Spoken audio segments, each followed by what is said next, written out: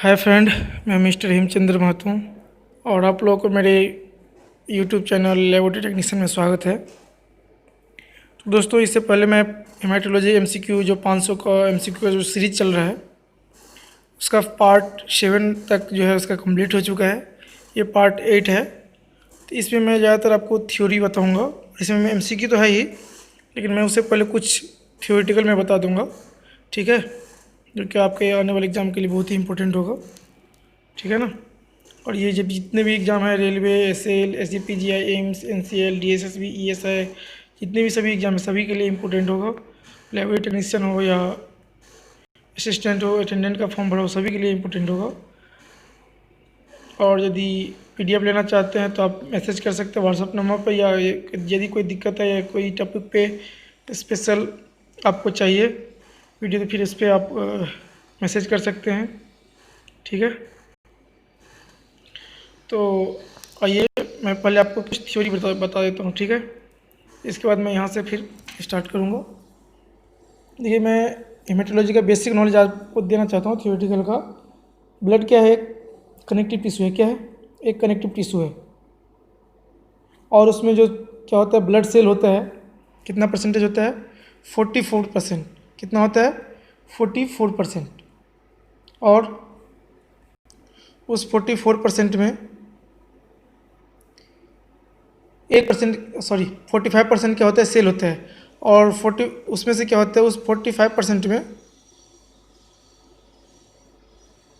जो 1% होता है वो क्या होता है? प्लेटलेट होता है। क्या होता है? प्लेटलेट, ठीक है ना। तो प्लेटलेट होता है। और प्लाज्मा कितना होता है? वो होता है 55%। कितना होता है वो? 55%। तो मैं आपको एक चीज़ बता दूं कि ब्लड का जो स्पेसिफिक ग्रेविटी होता है वो कितना होता है? 1.050 से लेकर के कितना होता है? 1.060, ठीक है ना। ये क्या है? इस ब्लड का स्पेसिफिक ग्रेविटी होता है। इसके बाद क्या है?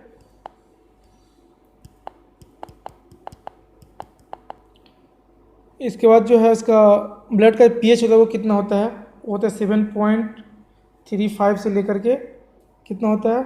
7.45 तक होता है। बट आपको ज़्यादातर आपको क्या देखने को मिलेगा? ज़्यादातर आपको देखने को 7.4 आपको ऑप्शन में दिया जाएगा जहाँ भी क्वेश्चन पूछेगा। इसके बाद हम लोग आते हैं प्लाज्मा में जो होता है वाटर कितना परसेंट होता है? 90 से लेकर 92% क्या होता है? वाटर होता है। और बाद बाकी क्या होता है? प्लाज्मा प्रोटीन होता है। क्या होता है? प्लाज्मा प्रोटीन होता है। कितना होता है? जो 8 to 10% होता है वो क्या होता है? प्लाज्मा प्रोटीन होता है। इसके बाद क्या होता है? एल्बुमिन जो हमारे ब्लड में होता है उसका क्या काम है? उसका क्या काम है? मेंटेन करता है। क्या करता है? ऑस्मोटिक प्रेशर को क्या करता है? मेंटेन करता है। कहाँ सिंथेसिस होता है? लीवर में होता है, ठीक है। इसके बाद क्या है? फाइब्रिनोजेन। फाइब्रिनोजेन हम लोग क्या करते हैं? ये ब्लड क्लोटिंग फैक्टर भी है। ये कहाँ सिंथेसिस होता है? लीवर में होता है। ये किस में को हेल्प करता है? कोआगुलेशन में हेल्प करता है ना। और इरेथ्रोसाइट। और यहाँ पे एक चीज़ और बात बता दूँ, आरबीसी जो होता है, आरबीसी का जो डायमीटर होता है कितना होता है? 7 म्यू होता है। मैक्रोन होता है। क्या होता है? 7 मैक्रोन। यदि पूछेगा कि आरबीसी का मेन काम क्या होता है, तो आप क्या बताएंगे? आरबीसी का मेन काम क्या होता है, बता सकते हैं? आरबीसी का मेन काम क्या होता है? ऑक्सीजन को क्या करना? ऑक्सीजन को ट्रांसपोर्ट करना, ठीक है। ये हमेशा याद रखिए। ये सब छोटी मोटी है बात, ये आपको याद रखना पड़ेगा, ठीक है ना। और डब्ल्यूबीसी क्या होता है? डब्ल्यूबीसी को 5 भागों में, 5 उसका 5 टाइप होता है। एक होता है न्यूट्रोफिल, ठीक है ना। एक होता है न्यूट्रोफिल, एक होता है क्या? स्नोफिल, एक क्या होता है? बेसोफिल, और एक क्या होता है? लिम्फोसाइट, एक क्या होता है मोनोसाइट, ठीक है ना। तो ये पूछा इसका डायमीटर कितना होता है, इससे क्या होता है न्यूट्रोफिल का 10 to 14 माइक्रोन होता है, इस्नोफिल का कितना होता है 12 to 17, बेसोफिल का कितना होता है 7 to 10 सॉरी 10 to 14, और लिम्फोसाइट का क्या होता है 7 to 10 और 8 to 12 भी हो सकता है, क्योंकि इसका दो तरह का होता है, एक स्मॉल लिम्फोसाइट होता है, एक लार्ज लिम्फोसाइट होता है, ठीक है। इसके बाद क्या है मोनोसाइट, मोनोसाइट का डायमीटर कितना होता है 15 to 18 माइक्रोन। इसका फंक्शन भी पूछ सकते हैं, तो आप जानते हैं न्यूट्रोफिल का फंक्शन क्या होता है, ये फैगोसाइटोसिस करता है, ठीक है। Acute type of infection bacterial में उसको क्या करता है फैगोसाइटोसिस। इस्नोफिल क्या काम है एलर्जिक रिएक्शन के साथ एलर्जिक रिएक्शन में क्या करता है वो फैट करता है। इसके बाद क्या है बेसोफिल का क्या काम है, ये क्या करता है हेपारिन और हिस्टामिन का प्रोडक्शन करता है। और क्या है लिम्फोसाइट क्या करता है इम्यून सिस्टम का प्रोडक्शन करता है, एंटीबॉडी प्रोडक्शन करता है। और मोनोसाइट क्या है क्रोनिक टाइप ऑफ बैक्टीरिया जो होता है इन्फेक्शन होता है उसको इंगल्फ करता है, ठीक है। इसके बाद क्या है एक चीज़ बता दें कि थ्रोम्बोसाइट्स जिसको बोलते हैं हम लोग प्लेटलेट्स, उसका साइज क्या होता है 2 to 4 मैक्रोन, क्या होता है 2 to 4 मैक्रोन, ठीक है। इसमें एक ये चीज़ यहाँ से ज़्यादा ये पूछा जाता है कि एक मेगा कार्डियोसाइट्स में कितने प्लेटलेट होते हैं, ये आपका होमवर्क रहा और ये हमको बताइएगा आप लोग, ठीक है। ये यहाँ से बहुत ही इंपॉर्टेंट क्वेश्चन है कि एक मेगा कार्डियोसाइट्स में कितने प्लेटलेट्स होते हैं, ठीक है। तो आइए आज का जो एमसीक्यू है उसके ऊपर हम लोग आते हैं।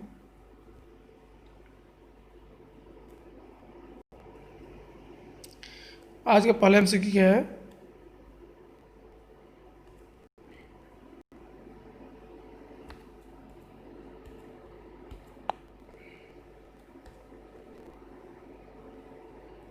आज का पहला एमसीक्यू क्या है which of the following is a procoagulation protein. Option number A thrombin, B protein C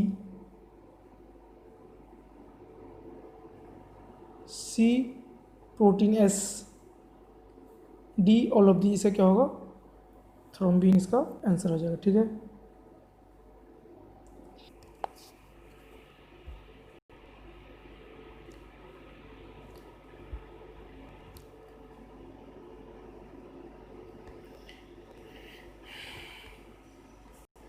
next question क्या है which test is use for confirmation of Rh negative blood group. Rh negative blood group को confirmation करने के लिए हम लोग कौन सा टेस्ट करते हैं, ये कौन सा करते हैं DU वेरिएंट, ठीक है। नेक्स्ट क्या है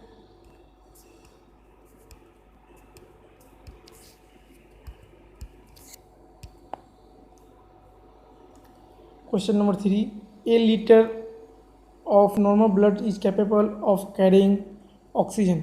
एक लीटर नॉर्मल ब्लड कितना ऑक्सीजन कैरी करता है, से कितना हो जाएगा 200 ml, कितना कैरी करता है 200 ml ऑक्सीजन कैरी करता है, ठीक है। नेक्स्ट क्या है what are the function of basophil. अभी मैंने आपको बताया बेसोफिल का फंक्शन क्या है, बेसोफिल का फंक्शन क्या है, ऑप्शन नंबर क्या हो जाएगा इसका C both A and two production of heparin and production of histamine. Question number 5 क्या है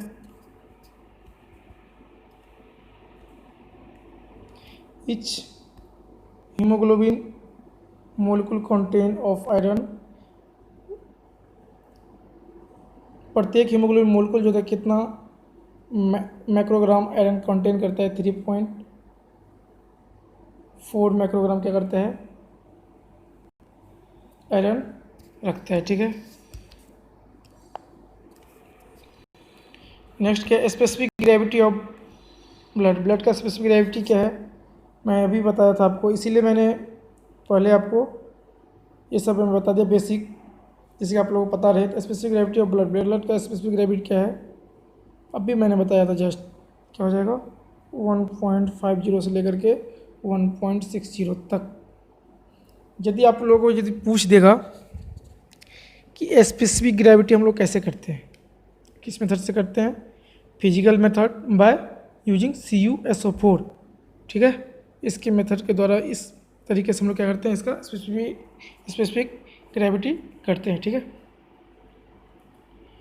और क्या next, reticulocytopenia is in which condition. Reticulocytopenia जो ऑकर होता है किस कंडीशन में होता है, पता है आपको? ऑप्शन नंबर ए दिया यहाँ plastic anaemia, option number B है pure red cell aplasia, option number 3 है Fanconi anaemia, option number D all of these. इसका आंसर क्या हो जाएगा, ऑल ऑफ दीज हो जाएगा, ठीक है। नेक्स्ट क्या है, how many zones separate of blood after centrifugation करने के बाद ब्लड में कितने जोन होते हैं, 3 जोन होते हैं। कौन कौन सा, पैक्ड सेल, बपीकोट और प्लाज्मा कॉलम, ये सभी का सभी होता है, ठीक है। क्वेश्चन नंबर 9 क्या कहता है, क्वेश्चन नंबर 9 में क्या है, when any blood vessel is injured then stop by natural process, bleeding is stopped by natural process, this is called as, उसको हम लोग क्या कहते हैं, option number A haemostasis, option number B reticulocytosis, option number C erythropoiesis and option number D none of this. इसको क्या कहते हैं हम लोग, हीमोस्टेटिस, क्या कहते हैं हम लोग, हीमोस्टेटिस। इसके और ये ब्लड हीमोस्टेटिस के 3 मैकेनिज्म होते हैं, क्या होता है, 3 मैकेनिज्म होते हैं, ये 3 स्टेप होता है इनको हीमोस्टेटिस होने का। ब्लड जो क्लॉट है इसको 3 स्टेप में होता है, एक होता है वेस्कुलर रिस्पॉन्स, दूसरा क्या होता है प्लेटलेट प्लग फॉर्मेशन, इसके बाद क्या होता है कोआगुलेशन ऑफ ब्लड, ठीक है, याद रखिएगा हमेशा। Question number next 10 and last question number है ये,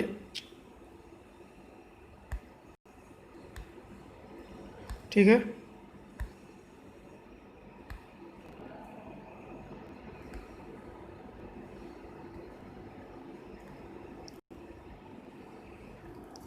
ये क्वेश्चन नंबर क्या है, 10 एंड लास्ट है,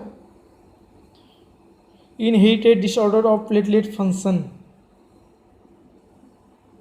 option number A Glanzmann thrombocytopenia, option number B Bernard Soulier syndrome, option number C storage of granules abnormality and option number D all of these. इसका answer क्या हो जाएगा, ऑल ऑफ दीज। जो पहला number दिया है ग्लेंजमैन थ्रोम्बोस्थेनिया, इसमें क्या होता है, प्लेटलेट काउंट जो होता है ना, platelet count and individually platelet morphology, दोनों platelet count and platelet morphology दोनों नॉर्मल होता है, but they show characteristic tendency to resist clumping together. लेकिन ये दोनों चीज़ तो नॉर्मल होता है, लेकिन ये दोनों का टेंडेंसी जो होता है ना क्लम्पिंग करने का, वो शो नहीं करता है, ठीक है, रेसिस्ट रहता है, माने वो नहीं कर पाता है, ठीक है ना। दूसरा क्या दिया है, बर्नार्ड शोलियर सिंड्रोम। इसमें क्या होता है,